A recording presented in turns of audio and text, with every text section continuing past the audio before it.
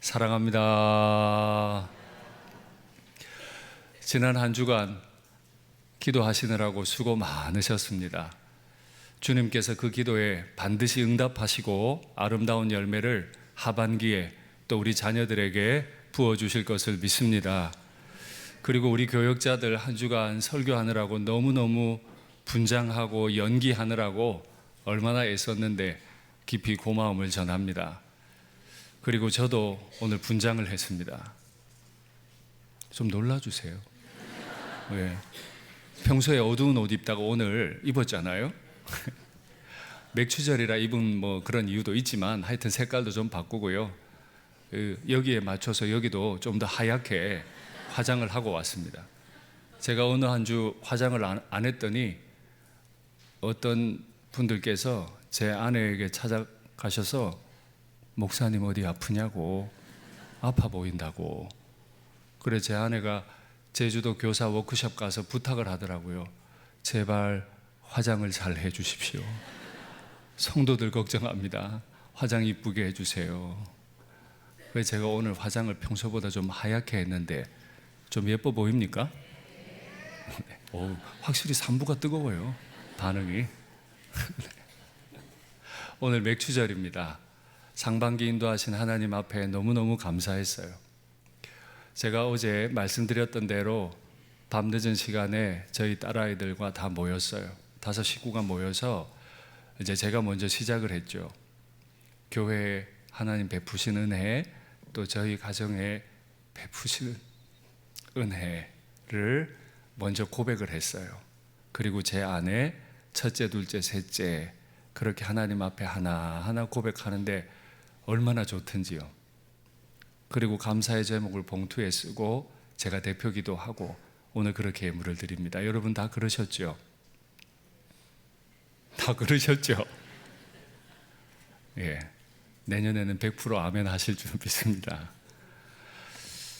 그래도 교회 담임 목사로서 올 상반기에 하나님이 베푸신 은혜를 하나하나 헤아려 보는데 읊을 것들이 너무 많아요. 근데 다 읊기는 어렵고 몇 가지만 말씀을 드려보면 낮 예배에 지난 6개월 동안 등록하신 새로운 가족이 145분이세요. 145분. 중형 교회가 하나 생긴 겁니다. 또 감사한 거는 당회 보고 자료에 보니까 이 145분의 새가족 중에 94%가 새가족 훈련, 4주 훈련을 다 수료하셨대요. 얼마나 그것도 감사한지 하나님이 우리 교회를 사용해 주셔서 참 감사했어요.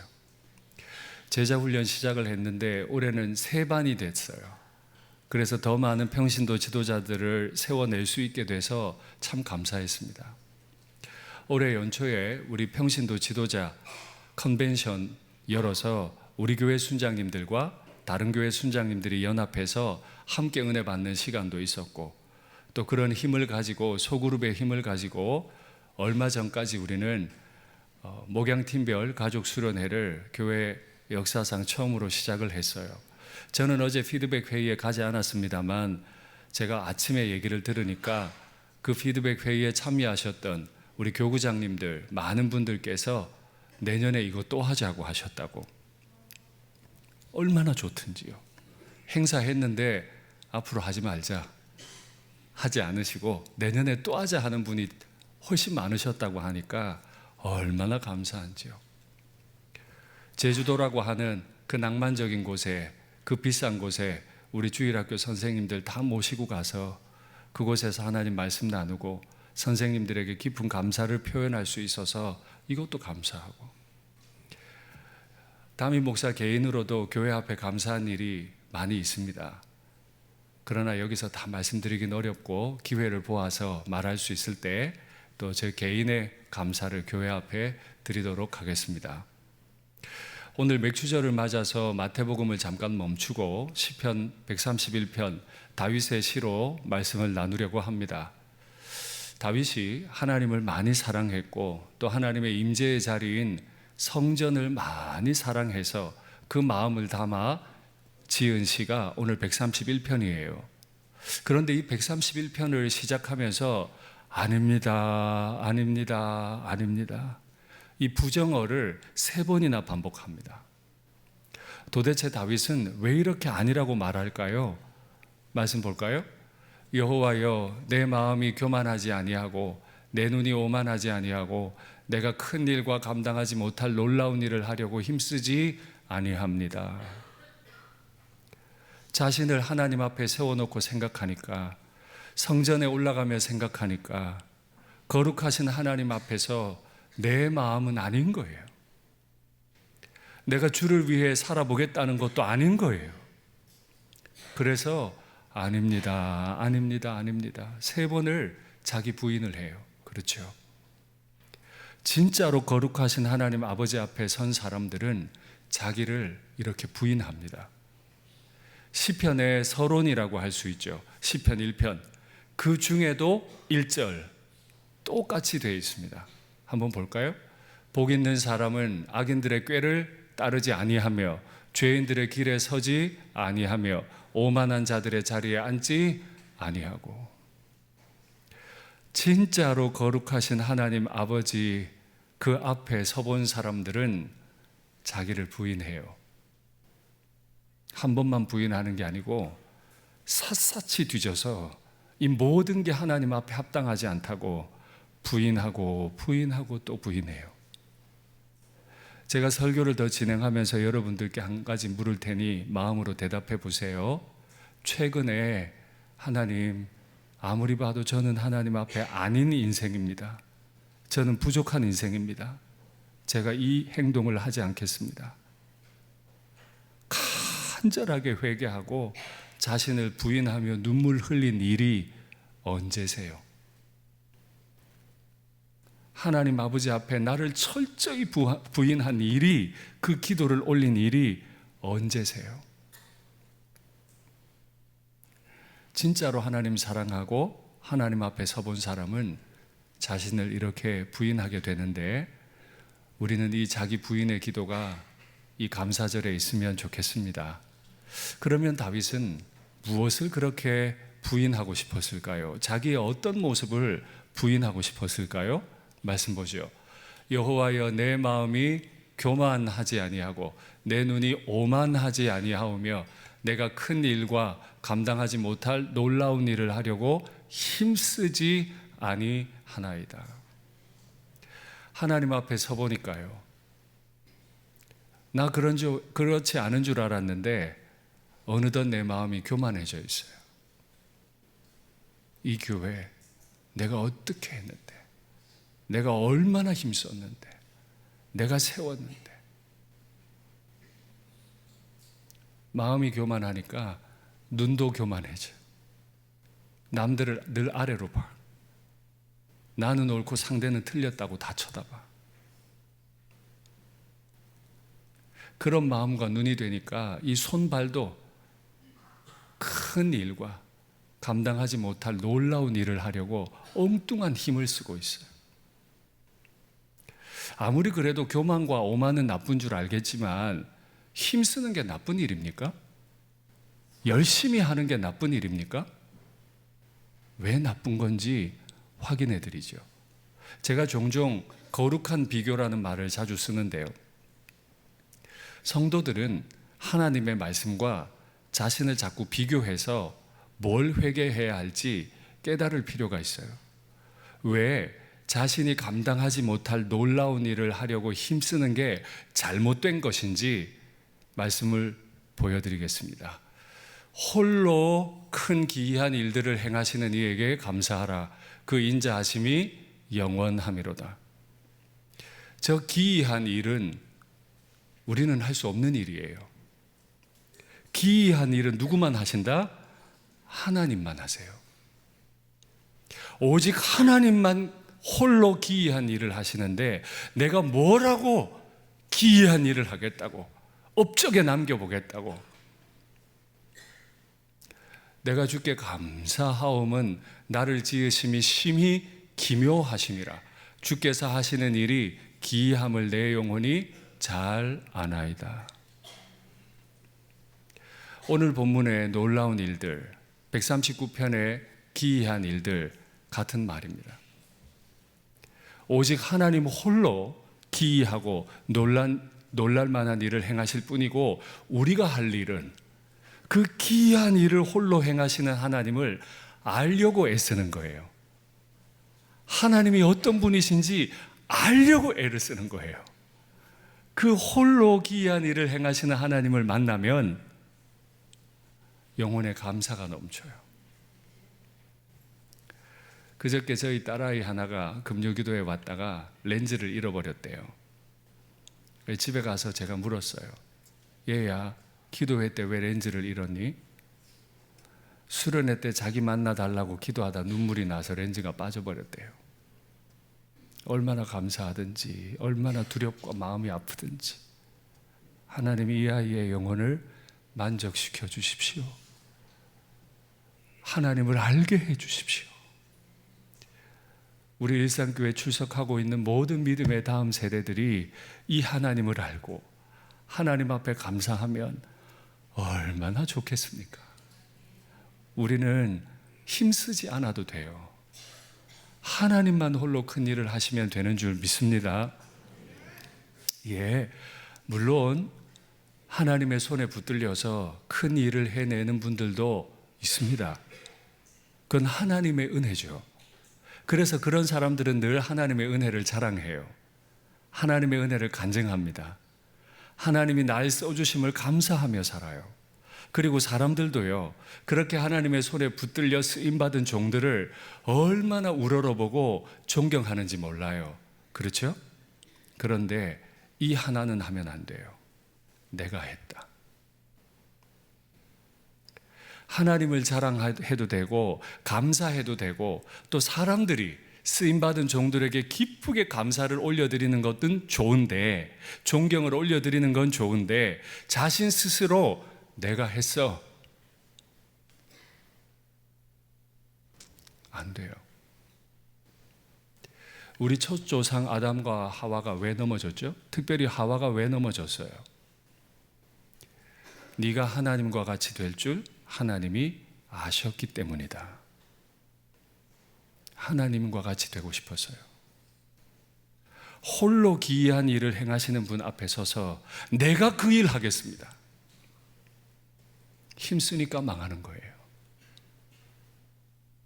하나님을 알면 그 앞에 힘쓰지 않을 텐데, 하나님을 몰라서 자꾸 헛님 쓰고 내가 했다 그러고, 이렇게 하나님의 하나님 되심을 알지 못하면 엉뚱한 일을 하게 됩니다. 치명적인 잘못을 행하게 되는데, 말씀 한번 볼까요? 스스로 깨끗한 자로 여기면서도 자기의 더러운 것을 씻지 아니하는 무리가 있느니라. 나는 깨끗해. 나는 주님 사랑해. 너는 더러워. 너는 잘못했어. 맨날 남을 책망해요. 눈이 심히 높고 눈꺼풀까지 높아요. 강조했죠? 똑같은 말 2번 썼죠? 눈도 높고 눈꺼풀도 높고 늘 남을 알로 봐요. 가르치려고 들고 혼내려고 들어요. 입은요, 앞니는 장검 같고 어금니는 군도 같아서, 뭐 이가 얼마나 길면 칼 같은데요. 이게 이가 길다는 소리입니까? 말이 그렇다는 소리죠. 말이 장검 같아서, 군대에서 사용하는 군도 같아서, 그 사람이 말만 하면 사람들이 그 장검에 다 베어버려요. 다 찔려버려요. 자기는 열심히 한다고 하는데 남들은 그 말 듣고 다 찔려서 피를 흘리고 마음이 아파.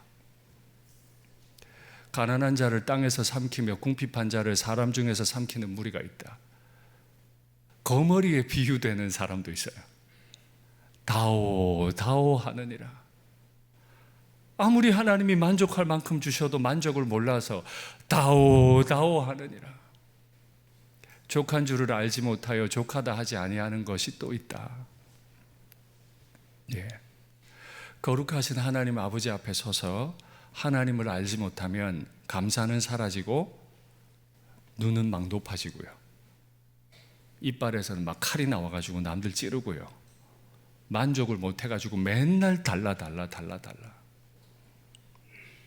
인생이 망합니다. 그러나 정반대로 하나님 아버지 앞에 서 있는 사람, 하나님의 하나님 되심을 아는 사람, 마음이 교만하지 않고 눈이 오만하지 않고 큰 일과 내가 이루지 못할, 감당하지 못할 일을 하려고 힘쓰지 않는 그 사람은 정반대의 현상이 나타나요. 볼까요? 또 1절이죠. 내 마음이 교만하지 않고 눈이 오만하지 않고 내가 큰 일과 감당하지 못할 놀라운 일을 하려고 힘쓰지 않습니다. 마음이 편안해집니다. 왜요? 홀로 큰 일을 행하실 하나님이 마음에 있거든요. 하나님이 마음에 계시니까 눈이 얼마나 부드러워지는지, 남을 알로 보지 않아요. 남에게 눈을 흘기지를 않아요. 눈빛으로 사람을 아프게 하지 않아요. 그러다 보니 손발이 주제 넘지 않게 돼요. 지난 3주 동안 우리는 마태복음 말씀을 받았는데 주제 넘은 사람들 많이 보셨잖아요. 감히 주제 넘게 종 주제에 주인인 듯 주인의 재산을 가지고 술 친구들을 불러서 먹고 마시고 주인의 재산인 다른 종들을 막 때리고, 감히 주제 넘게 들러리 주제에 신랑과 신부를 코스메오 하지 않고 자신만 코스메오 했던 들러리, 감히 주제 넘게 주인을 알려고 애쓰지 않으니까 주인은 아주 하드한 분이라, 아주 굳은 분이라 하면서 주인의 그 엄청난 재산을 땅에 묻어두고 주인에게 손해를 끼치는 그런 종들이 생기잖아요. 진짜로 하나님을 알면 마음과 눈과 손발이 가장 낮아져서 주인 앞에 손해를 끼치지 않게 되는 줄 믿습니다. 그러면 어떻게 하면 똑같은 사람인데 누구는 망하는 인생을 살고 누구는 이렇게 존귀한 인생을 살게 될까요? 도대체 다윗이 어떻게 그런 인생을 살게 됐을까요? 다윗도 인생 괴로운 일 많았던 사람 아니에요? 8 형제 가운데 막내로 태어나서 수혜칠 가치도 없었어요. 가정 예배 때 오지도 말고 너는 양이나 지켜라 이랬어요. 또 믿음 고백 잘해가지고 골리앗을 이겼는데, 왕의 사위가 된 것까진 좋았는데 왕이 10년 이상을 따라다니면서 자기를 죽이려고 그래요. 그 가운데서 다윗이 어떻게 그걸 견딜 수 있었을까요? 도대체 그의 힘은 무엇이었을까요? 말씀 보죠. 실로 내가 내 영혼으로 고요하고 평온하게 하기를 젖된 아이가 그의 어머니 품에 있음 같게 하였나니 내 영혼이 젖된 아이와 같도다. 자기 영혼으로 고요하고 평온하게 하기를 왜 안 죽여버리고 싶겠습니까? 사울을 결정적으로 죽일 수 있는 기회가 2번이나 왔어요. 그리고 자신의 부하가 말합니다. 임금님 가만히 계시고 제가 죽이겠습니다. 죽일 수 있었어요. 마음의 고요와 평온이 다 깨질 수 있었어요. 그러나 그는 한 가지를 생각했어요. 여호와의 기름 부음 받은 종을 내가 해칠 수 없다. 겉으로는 고상한 말 다 했는데요, 시편 보면요, 죽여버리라고 하나님 앞에 기도합니다. 죽이는 건 내 몫이 아니고 하나님 몫이니 하나님이 알아서 하세요.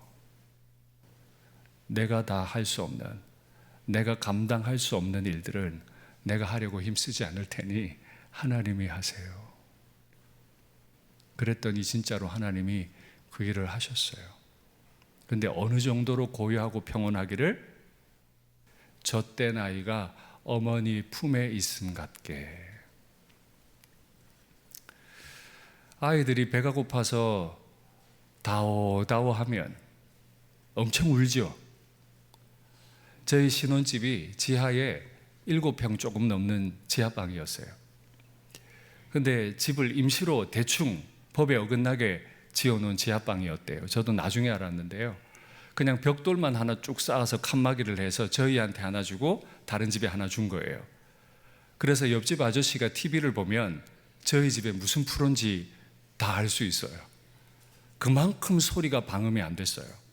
근데 이 큰아이가 배가 고프면 정말 죽기 살기로 울어요. 그렇죠.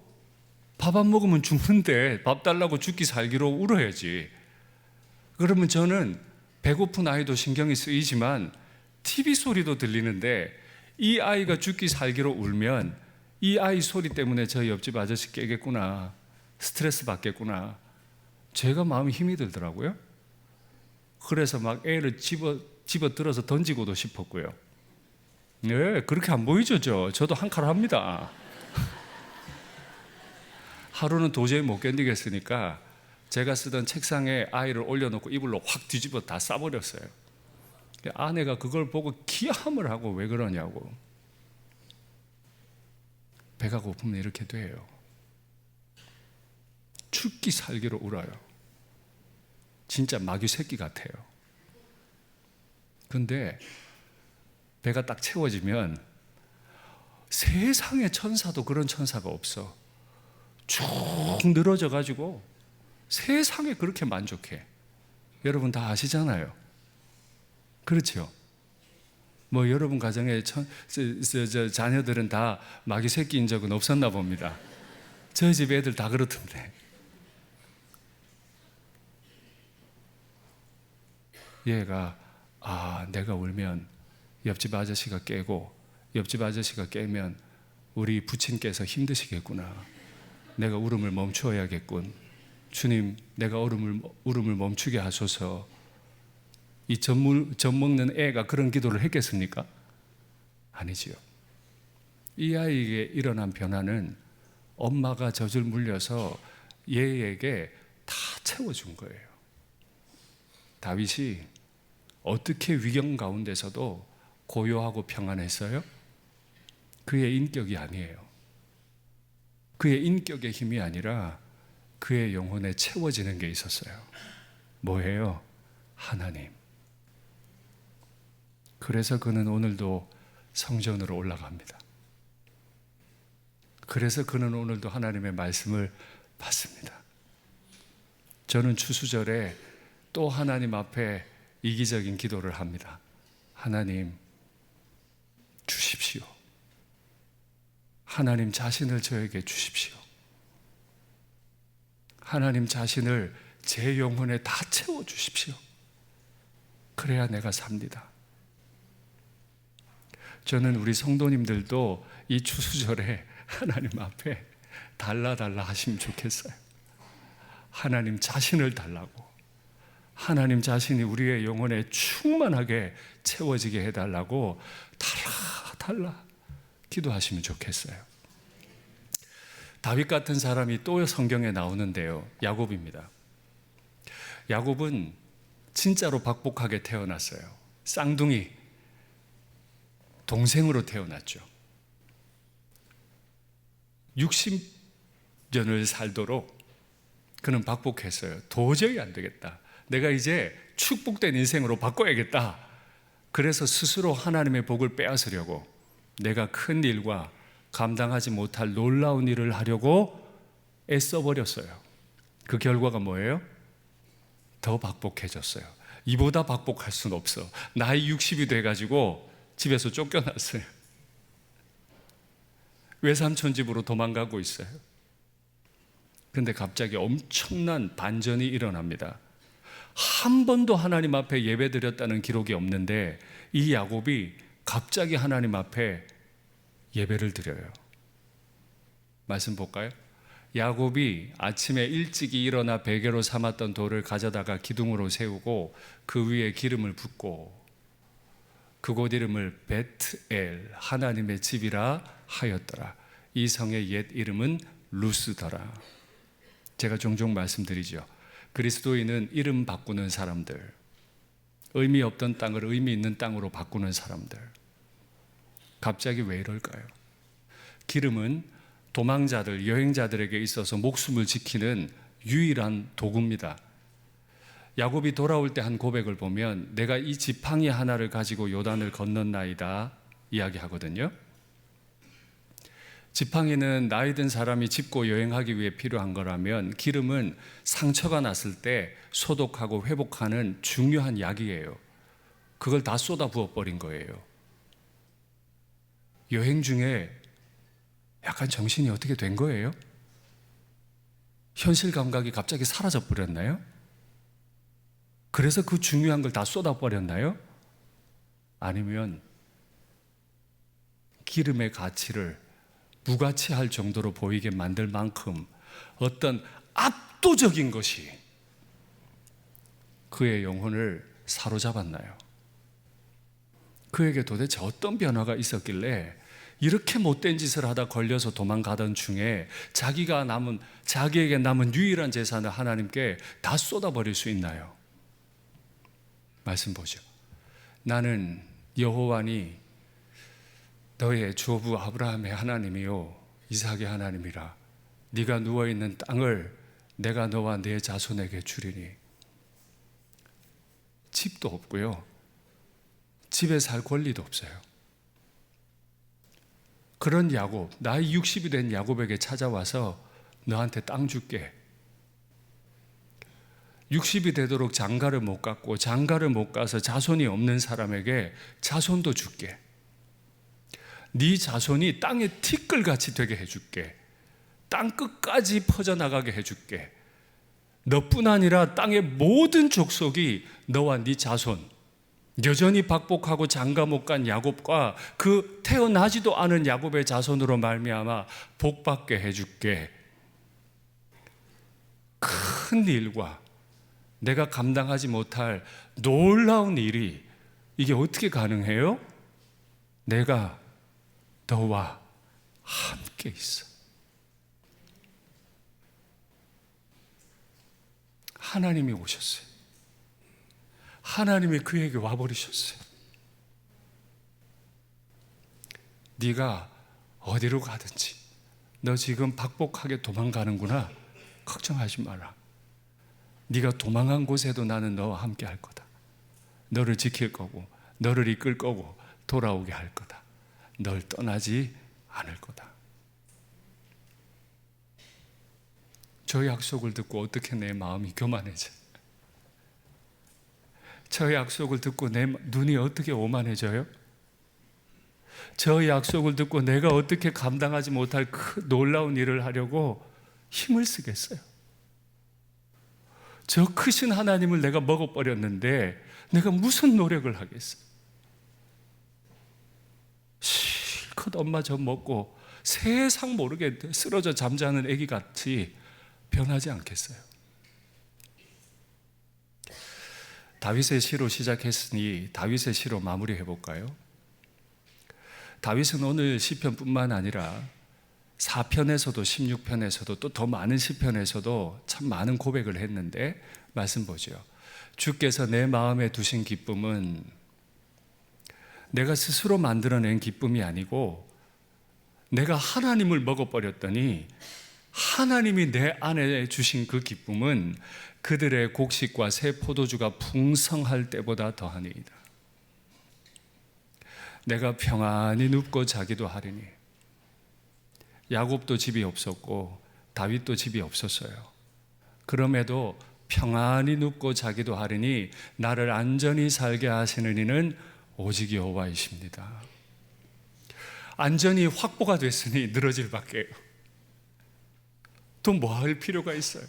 안전이 확보됐는데 주께서 생명의 길을 내게 보이시리니 죽을 줄 알았어요. 야곱에게도 다윗에게도 하나님이 생명의 길을 보이세요. 주의 앞에 가보니까 충만한 기쁨이 있고 주의 오른쪽에는 영원한 즐거움이 있나이다. 그래서 저는 오늘 이기적인 기도를 하나님 앞에 하려고 해요. 하나님, 하나님을 내게 주십시오. 내 영혼에 오십시오. 아무리 해도 잘 안 되는 내 인생에 오셔서, 우리 자녀들의 인생에 오셔서 날 고요하고 평온하게 만들어 주십시오. 나는 못하니까 하나님이 해 주십시오. 하나님만을 찾는 감사의 기도가 우리가 올려드릴 수 있는 최고의 예물이 되는 줄 믿습니다. 말씀을 맺겠습니다. 다윗도 박복했고 가난했고 야곱도 박복했고 가난했고 그러나 우리는 그 끝을 압니다. 그의 후손으로 예수님이 오셨어요. 다윗은 하나님이 자랑스러워하는 왕이 됐고, 야곱은 12지파의 조상이 됐어요. 우리가 때로 다윗 같고 야곱 같이 박복한 것 같고 너무 가난한 것 같아도 한 가지를 간구하죠. 하나님, 내게 오십시오. 내가 하나님을 먹기 원합니다. 그래서 나의 날들이 늘 새로운 감사로, 늘 다함이 없는 감사로, 감사가 나에게만 있지 않고 내 자녀들에게까지 흐르는 대를 잇는 감사가 되게 해 주시옵소서.